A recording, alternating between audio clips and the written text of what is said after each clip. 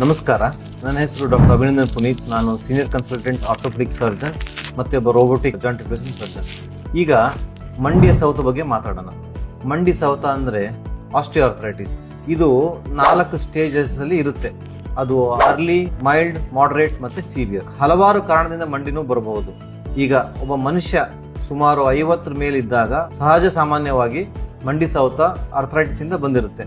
ಈಗ ನಾವು ಅದಕ್ಕೆ ಒಂದು ಸಿಂಪಲ್ ಆಗಿ ಎಕ್ಸ್ರೇ ಮಾಡಿ ನೋಡ್ಕೊಂಡು ಟ್ರೀಟ್ಮೆಂಟ್ ಕೊಡ್ಬೋದು. ಇವತ್ತಿನ ದಿನದಲ್ಲಿ ಹಲವಾರು ಪೇನ್ ಕ್ಲಿನಿಕ್ಸ್ ಅಂತ ಬಂದಿದೆ. ಇವರದು ಮೇನ್ ಟ್ರೀಟ್ಮೆಂಟ್ ಏನಪ್ಪಾ ಅಂತಂದ್ರೆ ಇಂಜೆಕ್ಷನ್ಸ್. ಯಾವ ತರದ ಇಂಜೆಕ್ಷನ್ಸ್? ಇದು PRP ಆಗಿರ್ಬೋದು, ಸ್ಟೆಮ್ ಸೆಲ್ ಥೆರಪಿ ಆಗಿರ್ಬೋದು, ಅಥವಾ ಹೈಲೋನಿಕ್ ಆಸಿಡ್ ಆಗಿರ್ಬೋದು, ಜೆನಿಕ್ಯುಲರ್ ನರ್ವ್ ಬ್ಲಾಕ್ ಆಗಿರ್ಬೋದು. ಇದು ಈ ತರದ ಟ್ರೀಟ್ಮೆಂಟ್ ನ ಕೊಡ್ತಾ ಇದ್ದಾರೆ.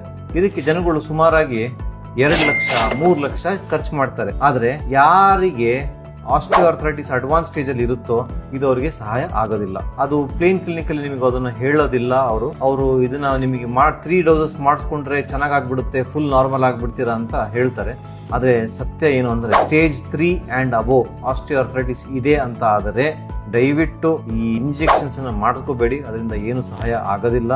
ತಾತ್ಕಾಲಿಕವಾಗಿ 3 ತಿಂಗಳು 6 ತಿಂಗಳು ನಿಮಗೆ ಹೆಲ್ಪ್ ಆಗ್ಬೋದು, ಪರ್ಮನೆಂಟ್ ಸೊಲ್ಯೂಷನ್ ಆಗೋದಿಲ್ಲ.